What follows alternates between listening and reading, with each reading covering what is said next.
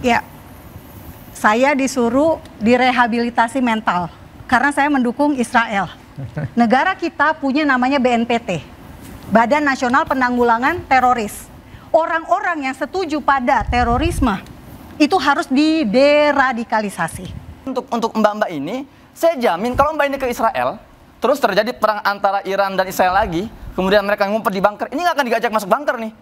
Karena ada orang gini, di Israel itu yang hanya boleh masuk bunker hanya orang Yahudi dan orang-orang dalam. Orang sebenarnya akan ditaruh luar, biar aja jadi tumbal. Setelah berperang 12 hari, Iran dan Israel, sekarang Israel katanya akan kembali fokus pada Gaza. Seperti apa kondisi terakhir di sana, Mas Husain? Dari teman-teman yang berada di sana. Sebetulnya ini tema yang lebih layak diangkat ya dibandingkan isu antara Iran dan Israel. Kalau Israel Iran ini kan masih semua paranoia, ketakutan terkait bom yang jatuh baik Iran atau dari Israel. Tapi yang sudah jelas-jelas hari ini sudah 20 bulan pembantaian terhadap warga sipil di Gaza nggak berhenti. Ada perbandingan menarik. Tempo menulis bom yang dijatuhkan oleh Amerika ke Hiroshima Nagasaki itu hanya 15 kiloton. Sementara yang jatuh ke Gaza sampai hari ini sudah 100.000 ton atau 100 lebih kiloton. Ya kenapa ini tidak dibicarakan? Jadi jangan kita berpikir terlalu jauh ketakutan sana sini. Ini loh yang depan mata kita loh. Per hari itu 80 sampai 100 nyawa per hari. Per hari itu dibunuh. Hari ini saja kurang dari 12 jam ini sudah sekitar 60 nyawa dibunuh di Gaza. Dan barusan beberapa detik yang lalu saya dapat pesan dari teman-teman saya di Gaza. Rumah sakit Mujamma Nasir di wilayah selatan itu sedang kebakaran hebat, korban bergelimpangan, korban luka, korban jiwa setiap hari. Bayangkan selama 20 bulan itu konsisten. Maksud saya kemana peran kita di sini? Kenapa kita begitu normalisasi terhadap jumlah korban jiwa? Bayangkan kalau suatu hari ada satu pesawat Indonesia misalnya gitu ya meledak, jatuh, 70 orang meninggal. Itu pemberitaan bisa berhari-hari tuh. Ini per hari 80 nyawa. Di mana nurani kita? Maka saya di sini ingin berpesan pada teman-teman media di Indonesia, ya jangan mengecilkan angka ini. Ini kita bicara masalah bukan hanya angka tapi jiwa manusia. Dan sekali lagi kita hentikan saja perdebatan antara Iran dan Israel, tapi kita fokus bagaimana kita mengawal agar genosida ini segera selesai dan Israel segera diadili, dan mereka yang masih mendukung Israel dengan nyata itu direhabilitasi itu mentalnya itu. Perlu rehabilitasi, terutama orang-orang yang masih mengaku sebagai warga Indonesia, tapi dia jelas-jelas menginjak prinsip dan kehormatan bangsa kita yang anti penjajahan, dengan bangga dia tampil di media-media mainstream. Saya ini pro Israel. Maksudnya tolong hargai. Katanya ini interupsi boleh menyela. Saya nggak motong. Ya. Jadi kalau suatu hari nanti Presiden Indonesia mengatakan kita harus menjalankan undang-undang, dalam linia pertama apa kata pembukaan undang-undang Indonesia pembukaannya, bahwa penjajahan harus dihapuskan. Jelas ya? Bayangkan kalau misalnya dengan kata-kata ini lalu Israel mengatakan, oh itu Indonesia berbahaya tuh, ingin menghapus kita. Muncullah orang-orang seperti narasumber satu ini, oh berarti Israel punya hak untuk menyerang Indonesia, karena Indonesia juga berpotensi untuk menghilangkan kami dari bumi ini. Mbak Monik silakan. Ya, saya disuruh direhabilitasi mental karena saya mendukung Israel. Negara kita punya namanya BNPT, Badan Nasional Penanggulangan Teroris. Orang-orang yang setuju pada terorisme itu harus dideradikalisasi. Orang-orang yang mendukung terorisme itu seperti apa? Mas Husain inilah. Maaf saya katakan demikian, karena Hamas dikategorikan sebagai kelompok teror. Oleh siapa? Indonesia? Pemerintah siapa? Pemerintah siapa? Saya tidak boleh potong. Jangan berdus, jangan berbohong, jangan. Hamas ini kita acara mengedukasi. Hamas Indonesia nggak pernah menyebut. Kalau antum ini bahasa Amerika. Pembukaan. Label teroris ini keluar dari Amerika. Mbak orang Amerika. Mbak orang Amerika, bukan? Maaf, tadi saya nggak potong loh. Ya enggak, jangan membodohi masyarakat. Siapa yang bilang Hamas teroris sebut? Indonesia menyebut itu. Apa punya pemerintah sendiri? Buktinya 7 Oktober 2023. Saya minta label. Hamas masuk ke Israel, menyandra 251 orang. Membunuh 1.200 orang. Sampai hari ini, berapa orang yang disandra? Masih ada 50 orang. Kalau mau perang berhenti seperti yang diharapkan oleh kita di Indonesia, maka bebaskan Sandra sekarang juga. Susan, silakan. Iya. Sandra harus dibebaskan karena pada saat terjadi 7 Oktober 2023, Saya Mbak ya. Israel dan Jangan saya. Hamas dalam kondisi gencatan senjata, tidak sedang ada konflik. Walaupun Tolong, tiap malam orang ya. Indonesia tidak boleh dicuci otaknya, diindoktrinasi dengan kebencian terhadap Israel. Oke. Ini berbahaya. Kita tidak mendukung salah satu negara. Kita mengakui two-state solution. Dua Tapi negara. Israel kan, Kita Indonesia siapa? tidak mengakui Israel Kita sebagai siapa negara kan, mengaku? Mbak? Kita siapa Kata mengaku? siapa? Indonesia tidak mengakui Israel. Ada hubungan dagang. Tidak ada kedutaan hubungan Israel dagang di Indonesia. antara Silakan. Israel dan Tidak ada. Indonesia. Paspor biru Ada tidak pernah hubungan bisa dagang. digunakan ke Taiwan dan Israel. Pak, boleh Simpel itu, Pak. ceritakan? PNS kalau pakai paspor biru nggak boleh ke sana. Paspor hijau terserah. Ada hubungan ingin dagang mengutip, antara saya ingin Israel mengutip, dengan Indonesia. saya ingin Ekspor mengutip- impor dilakukan. saya ingin mengutip resmi pernyataan, dengan ada data pernyataannya BPS per Bung Rocky tahun. Gerung yang mengatakan cara untuk mengapresiasi badut adalah dengan tepuk tangan semuanya. Nah itu aja sederhana. Dan saya punya pesan dari sahabat saya Rizal Amar untuk mbak-mbak ini, sudahlah, Israel sudah kehabisan uang. Kalau mau menjilat yang lain, jangan Israel. Ya, silakan Saya jilat ada di negara-negara lain. sini untuk Ya, silakan. bicara Kembali. tentang Iran. Iran adalah pendana dari Hamas. Makanya antek-antek Hamas akan kebakaran jenggot. Sorry to say, memang begitu faktanya. Hamas yang mendanai 7 Oktober. Hamas mendanai Hezbollah di Lebanon. Hamas menopang, Iran menopang Hamas. Slip tong. Boleh saya- Iran menopang Oke. Hamas di Gaza. Iran menopang Hezbollah di Lebanon. Iran menopang Houthi di Yaman. Ketika Mas Anto, Goebbels silakan. jadi menteri propaganda Nazi, salah satu diktumnya adalah sesuatu kebohongan jika diulang-ulang akan menjadi kebenaran. Yes. Dan Makanya ada retorika fakta Israel. 7 retorika Makanya ada 20 fakta bulan konflik Israel. ini adalah menutupi bahwa konflik Israel Palestina sudah punya berlangsung yang namanya sejak IDF. IDF ketika selalu punya juru bicara. Israel punya juru bicara, IDF punya juru bicara dalam bahasa Arab, dalam bahasa Parsi, Oh itu dalam bahasa tidak Inggris. bagian dari ini pertama Oke, bahwa Dan konflik mereka ini semua mendokumentasikan setiap serangan di Gaza. Oke, Mbak Manik stop dulu. Mas Anto silakan. Oke, pertama yang perlu dibahas adalah konflik Israel Palestina tidak berlangsung sejak 2 tahun lalu. Sudah berlangsung Setuju. sejak Israel berdiri. Dan gini Mas, Karena bentar, saya lanjutin ya. Dan Israel karena sebentar, berdiri tahun berapa? karena secara Sebentar, ontologis kehadiran Israel ini syarat dengan persepsi ancaman baik dari Israel dan negara sekitarnya. Dan Oke. ini tidak pernah diselesaikan. Dan ketika kemudian Israel menganggap Palestina ini tidak pernah merdeka, bayangkan Gaza itu adalah sebuah wilayah Palestina yang semestinya berdaulat, tetapi bagaimana warga Palestina diperlakukan, kita bisa kemudian melihat apa yang terjadi ini adalah bentuk retaliasi yang secara kemanusiaan akan sangat-sangat terjadi, mudah terjadi.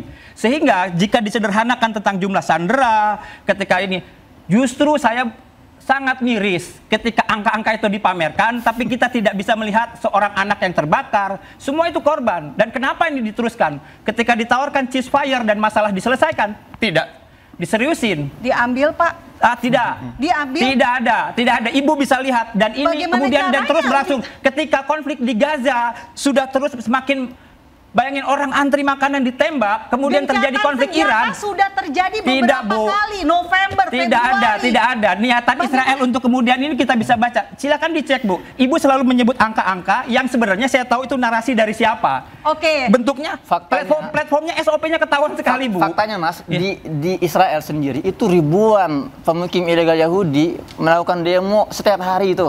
Sekarang Memaksa, gini. Silakan Ibu, silakan Ibu baca banyak. turun. Even sekarang kalau Ibu baca kenapa apa yang dilakukan Israel ini menimbulkan gerakan di kalangan Yahudi non Israel yang melihat bahwa tidak atas nama saya. Oke. Ini sebuah narasi menarik, Bu. Boleh nggak saya Bagaimana ngomong? akhirnya harus ada pertanyaan kenapa dengan negara ini gitu loh. Oke, boleh Sehingga nggak saya kemudian bicara? ini bukan Mbak, ini. konflik antar etnik, Mbak, tapi ini oke. konflik bagaimana sebuah ideologi terlalu menganggap dirinya beyond others, di Oke. accept impunitas Israel. Israel Boleh nggak saya nembak bicara? Iran, kemudian dia bilang bahwa saya melakukan tindakan polisional yang baik. Aneh, Bu. Mbak Oke, Monik, boleh silakan. nggak saya bicara? Silakan, Oke, Mbak terima Monik. kasih. Jadi, pada tahun 1948 ketika Israel merdeka, itu karena hasil resolusi PBB 181.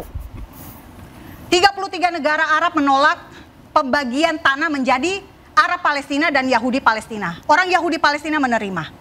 Tapi Gaza itu berada di tangan Mesir dari tahun 1948 sampai 1967. Yudea dan Samaria itu menjadi wilayah Yordania. Yerusalem Timur diambil oleh Yordania. Baru pada tahun 1967, ini fakta sejarah ya, tinggal di Google, tinggal dicari Britannica dan sebagainya, Anda bisa menemukan data ini. Tahun 1967 baru terjadi perang 6 hari. Israel diserbu, dikeroyok oleh 5 negara Arab. Mesir, Yordania, Lebanon, Suriah dan Irak. Apa yang terjadi? Israel dalam waktu 6 hari berhasil merebut Gaza dan Gurun Sinai dari Mesir. Merebut dataran tinggi Golan dari Suriah. Berhasil merebut Yudea dan Samaria serta Yerusalem Timur dari Yordania. Tahun 2005, karena ada intifada yang kedua. Intifada artinya pemberontakan Palestina yang isinya adalah terorisme. Akhirnya Israel menyerahkan Gaza tahun 2005, 17 Agustus 2005. Setelah itu 2006 Hamas muncul menjadi penguasa di Gaza. Sejak saat itu Gaza yang adalah tanah warisan Hamas untuk lahir suku Yehuda menjadi 1987, basis bukan Hamas. 2005, ini ngaco ini. Silakan dilihat, silakan dilihat. Hamas muncul 1987. Jadi saya nggak dipotong, Jadi jangan belum ada dipotong. 2005. Ini 2005 Hamas dibentuk tahun berapa? 87. Pembantaian menang terjadi, pemilu tahun perbantaian 2006. terjadi sejak 48. Hamas belum lahir. Kalau Hamas itu yang didirikan Tadi saya belum 87, selesai loh. 87 didirikan dianggap masalah. Terus bagaimana pembantaian terhadap warga Palestina sejak 48? Hamas belum ada. Jadi siapa yang teroris di sini? Sesimpel itu sebetulnya. Dan ya kita mau bicara apa lagi? Saran Ya? saya gini, jangan percaya sama saya, percaya sama sejarah. Bu, sejarah itu kalau dibaca ada ini, Bu. Dipelajari. Ada sejarah juga Sejarah namanya contoh perang Ilan Arab Pape. Israel Coba di googling namanya Ilan Pape. Kita tahu 1948. standing point Ilan Perang Pape. Sejarawan Arab Yahudi itu. Israel Ya, sejarawan Yahudi, pernah anggota 1947. IDF, dia Perang mengkritik Israel. Ya. Israel Di Australia ada dengan seorang Arab yang wartawan ketiga, keturunan Yahudi menulis 1973. Palestinian Laboratory. Apa itu Palestinian Laboratory? Bahwa penindasan terhadap orang Palestina itu direkam dan kemudian diekspor. Tahun dua- Silakan dicek datanya aja, Tahun buku-bukunya banyak. 1993, Kita mau membaca Google itu bukan dengan Palestina, kepala kosong. Yasser Sejarah itu Arafat bukan cuma berjabat catatan-catatan tangan saja, dengan tapi sejarah itu Israel adalah untuk perspektif. Oke, berjabat. oke. Tahun Oke, saya ke Pak Iskandar. 1994 Oke, mendapatkan aku- Nobel Saya ke Pak Iskandar, saya ke Pak Iskandar. Aku, Menengah. Iskandar. aku senang lihat berdebat ini. Namun kita tentunya Katanya interupsi berdebat boleh. ini tentunya Potong ya. apalagi ada interupsi berdebat ini membuat kita lebih maju lagi, menambah wawasan kita lagi. Namun aku mau menyampaikan di sini, saya memang Iskandar Sitompul dari Purnawirawan TNI, tapi aku berbicara di sini bukan atas nama TNI, atas nama pribadi. Setelah aku pensiun 10 tahun, aku suka baca sana baca sini kayak kita semua inilah ya. Nah, kalau saya lihat begini, ada yang menarik sekali dari pembicaraan ini. Pertama, topiknya kan tadi ini jadi melebar kita ya ke Hamas dan lain sebagainya ya, Gaza. Saya secara pribadi saya suka menganalisis tentang perang-perang, ekonomi dan lain sebagainya, olahraga juga saya senang menganalisis. Saya sangat prihatin apa yang kejadian di Gaza dan lain sebagainya di Palestina. Saya sangat prihatin. Apalagi negara kita kan mengatakan tadi sudah disampaikan bahwa penjajahan harus dihapuskan.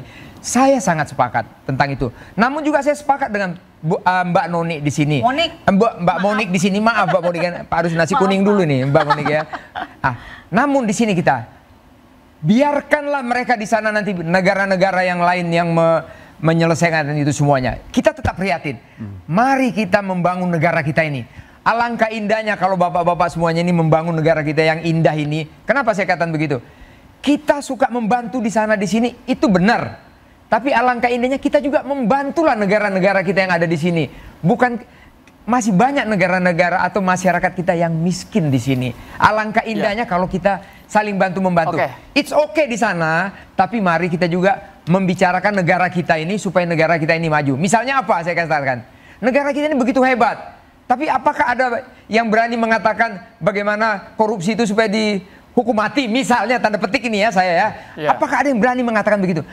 Saya mengharapkan semua pengamat-pengamat di sini berani membicarakan itu. Ini yang kita lupa. Kita hanya membicarakan jauh di sana, tapi kita lupa membicarakan di dalam negeri kita sendiri. Begini, ini yang saya mau sampaikan. Ini bukan sebuah yang binari, Pak. Kalau kita bantu luar, lantas bantu dalam enggak juga. Saya punya lembaga kemanusiaan namanya INH. Kami punya program di Gaza, di Yaman, di Suriah. Kita juga bantu di Indonesia. Bahkan lembaga kami ini membangun sumur-sumur untuk di pedalaman kampung-kampung Kristen di wilayah timur. Terima kasih. Kami bergerak seperti itu. Jadi gini Pak, kita sebagai sebuah negara terikat dengan yang namanya internasional, hubungan antar negara. Maka kita punya kewajiban untuk ikut mentertibkan, nah itu juga ada di pembukaan Undang-Undang 45 kan, mentertibkan berbagai kerusuhan di dunia, termasuk penjajahan ini gitu loh. Kalau kita mau selfish, egois, ngapain sih jauh-jauh bantu Palestina yang sini belum selesai gitu kan? Nanti kalau gitu ada teman-teman Manado misalnya sedang kelaparan, nanti orang Jawa bilang ngapain jauh-jauh bantu Manado, orang Jawa belum selesai, kan nggak bisa seperti itu kan? Kita tetap harus bergerak. Nah kemudian maksud saya dalam ini keseimbangan. Keseimbangan kita mainkan. Kita harus seimbang. Biasanya kalau orang ngasih ke Palestina, yang jauh-jauh dibantu, apa yang deket, gitu loh. Tapi kalau orang yang selalu mengatakan ngapain jauh-jauh bantu Palestina, biasanya tetangganya nggak dibantu sama dia. Karena dia terlalu selfish gitu ya. Nah, terus bicara ini terakhir bicara tentang kepedulian.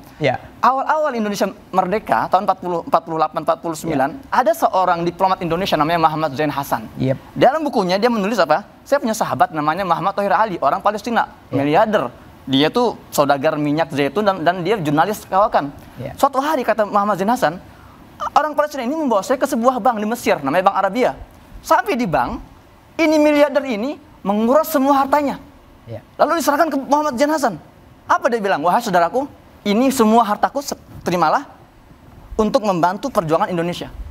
Saat itu Palestina sedang dijajah, sedang kesakitan, sedang diserang. Tapi dia tidak lantas menutup mata terhadap Indonesia. Luar biasa kan? Kemana kita masalah kemanusiaan seperti ini? Kita diajari oleh mereka. Dan terakhir untuk mbak-mbak ini, saya jamin kalau mbak ini ke Israel, terus terjadi perang antara Iran dan Israel lagi, kemudian mereka ngumpet di bunker, ini nggak akan diajak masuk bunker nih. Karena ada orang gini. Di Israel itu yang hanya boleh masuk bunker hanya orang Yahudi dan orang-orang dalam. Orang sebenarnya akan ditaruh luar, biar aja jadi tumbal gitu ya.